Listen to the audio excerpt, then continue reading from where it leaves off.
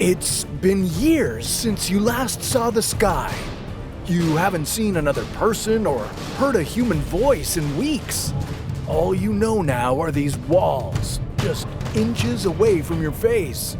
Slowly, your mind is slipping into madness, but nobody cares and nobody will come to help you. Ever. You'll be locked up in this tiny cell for the rest of your life. It might sound like a horror movie, but that's how the most dangerous inmates in the United States live at the Administrative Maximum Facility in Florence, Colorado, commonly known as ADX Florence, the most secure prison in the country, and possibly the world.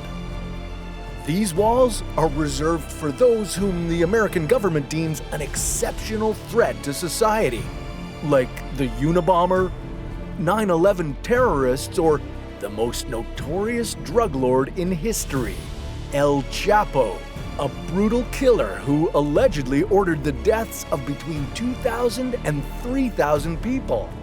Not to mention the hundreds of thousands who died from drug overdoses worldwide. But the real reason El Chapo ended up here is because he's become somewhat of an escape artist. He's managed to bust loose not just once, but twice from top-notch security prisons. That all-out manhunt right now for the world's most dangerous drug lord, Joaquin Guzman, known as El Chapo.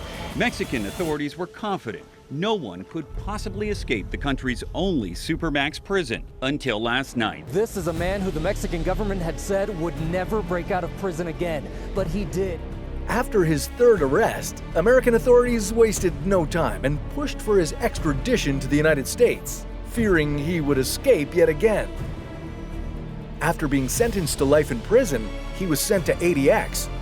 Even this callous criminal cried after learning he would spend his days in these torturous conditions. Would you fare better than him? Well, your chances don't look great. This prison has managed to break even the most vicious felons, making them succumb to the greatest threat within these walls, their own minds. At least 6 inmates have died by suicide since the prison opened in 1994, and many others have descended into insanity, resorting to eating their own waste or mutilating their bodies in horrifying ways.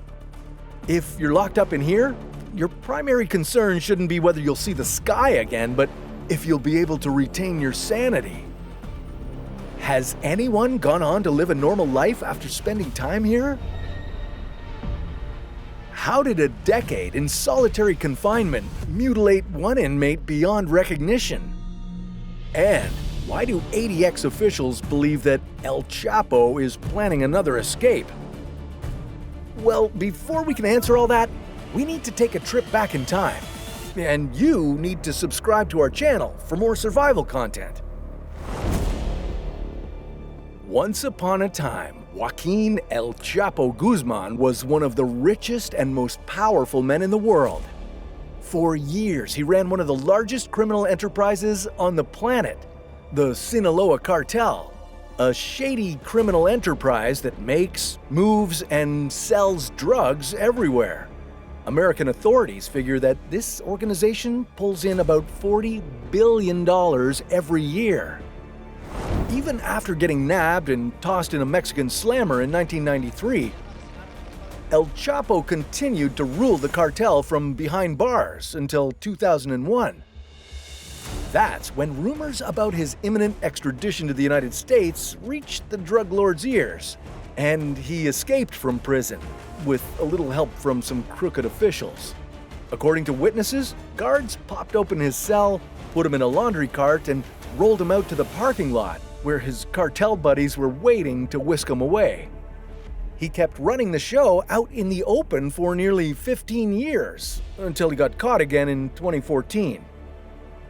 This time, they stuck him in a super secure slammer, where they watched his every move.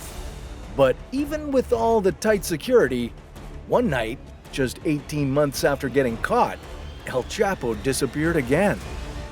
He escaped through an elaborate tunnel, 10 meters deep into the ground, extending over 1.5 kilometers to an abandoned house near the prison.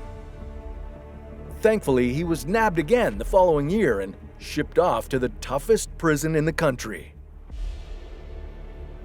Now, some authorities are sweating bullets, thinking he's cooking up another escape plan. But how is he planning to escape again? Well, we'll expand on that in a sec.